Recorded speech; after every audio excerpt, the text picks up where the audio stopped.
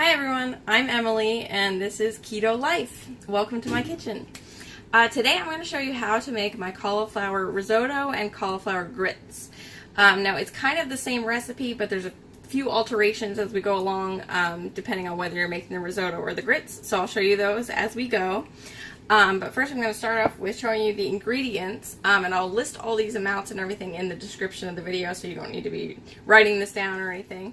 But I'm going to start off with raw riced cauliflower. And I just took some raw cauliflower florets, put those in my Vitamix, and riced it. So you can use your food processor, whatever you have. You can also buy pre-riced frozen cauliflower at most grocery stores now. I've never actually used the frozen for this recipe, but I think it should work just fine. So what I would do if you're going to use that is actually just let it thaw, like in the refrigerator or something. Don't actually cook it. And then once it's thawed, you'll be starting off with pretty much the same thing as just the raw riced cauliflower. I have 160 grams of cauliflower here, riced. And the next thing is my cheese. I have a Gouda cheese and I have 0.8 ounces here. You can use any type of cheese you want. I've done it with fontina, with Colby Jack. What else have I used? Mozzarella, I guess. Really, you can use any kind of cheese that you think would be good. I can't think of one that wouldn't taste good in this. I have 0.8 ounces, and these numbers may seem a little random to you. Basically, I've just kind of worked it out to what fits well typically in my macros. But if you have a few more calories to spare than I do, then you're welcome to add more cheese, because I'm sure it will do nothing but make it taste even better. And then my next thing is I have a heavy whipping cream. I'm going to use 1 tablespoon of this. And then I've got my salt and pepper. Can't go without. And then I have a chicken broth. This I don't actually measure because we're not using very much, and it's only about 5 calories and no carbs for 1 whole cup, and we're not using anywhere near a whole cup. So I don't really measure it. I just pour a little, and the macros are going to be so minimal it won't really matter.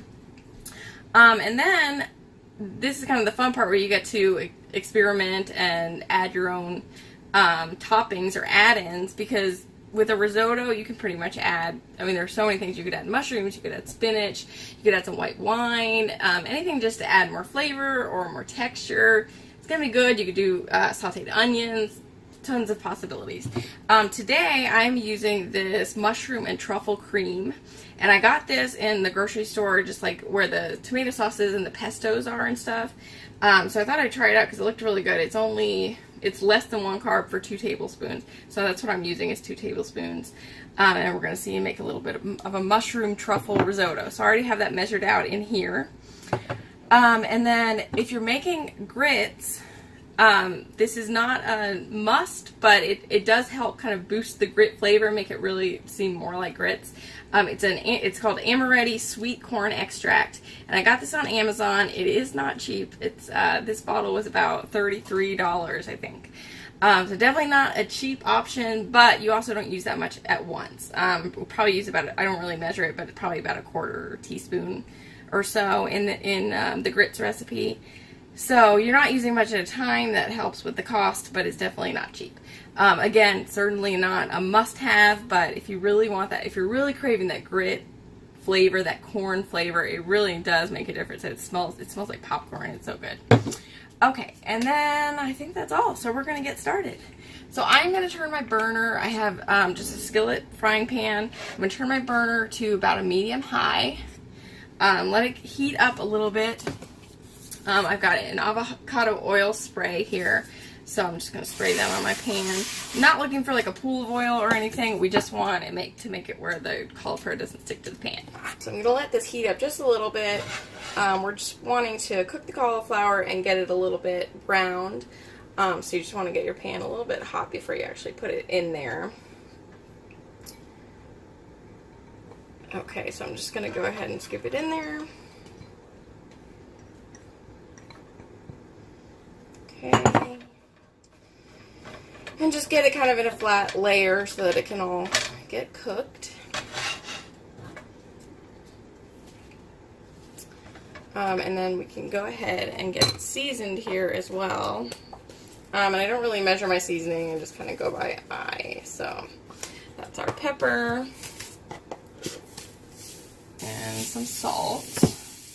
On the seasonings, of course, you can certainly experiment at your will. Sometimes I add garlic powder.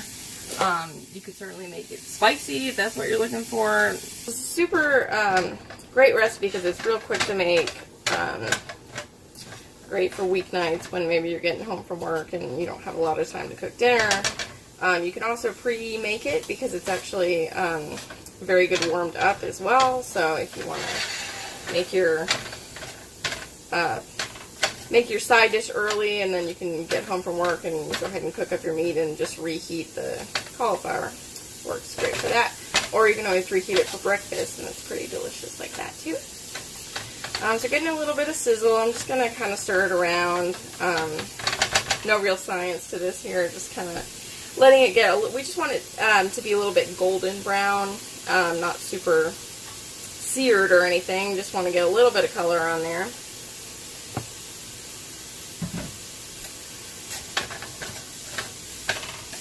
It takes a few minutes to kind of get started coloring, but once it does, it tends to go fast. So you kind of want to watch it, just make sure you don't lose track of it.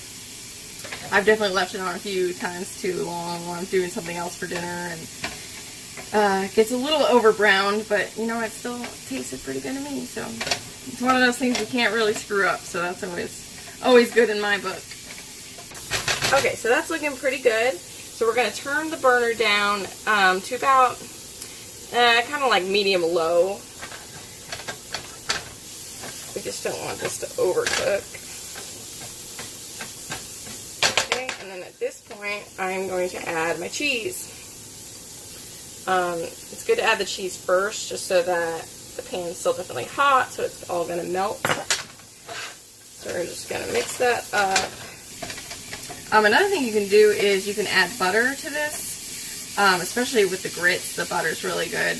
Again, the joy of being a short female, I have to conserve my calories, so I usually try not to add butter, just to save a few calories there. But it definitely tastes good and helps kind of the creaminess of the texture. So this would be the time that you would add the butter, so that also it would get nice and melty. Okay, so now I'm going to add my cream, 1 tablespoon. I'm just going to kind of disperse that in there. Mix it up. Okay, and if I was adding that corn extract for the grits, I would be adding that right now. I'm actually making the risotto today, so I'm not going to be adding the corn. But again, you would add that right now. And, you know, if you're going to add anything else, I've put ham in the grits before, or, you know, whatever mixins you want, shrimp or whatever sounds good to you, you would add that now, and then we're done if we were making grits. You can see the texture's kind of looking grit-like, so this is what you're looking for when you want it to be a cauliflower grits. Now today I'm actually making the cauliflower risotto. So with the risotto, typically they say that it should kind of settle on a pan, so you want it thinner than the grits is going to be. So I'm going to add, first I'm actually going to add my mushroom truffle cream that I showed you earlier. Get that in here, and we're kind of just see what the consistency is like when, you know, if I wasn't adding this, and I don't always add this truffle cream, I would go ahead and just go straight to the broth because I already know what my consistency is. With the cream, I didn't know how much thinner it's going to make it. Not a lot.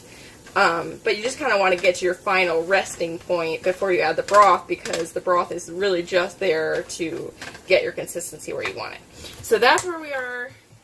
So I'm going to add just a little bit of broth, and like real small amount at a time, because you don't want it to get soupy, and small amount so that you can just kind of see how it looks, and then you can always add a little bit more as you need.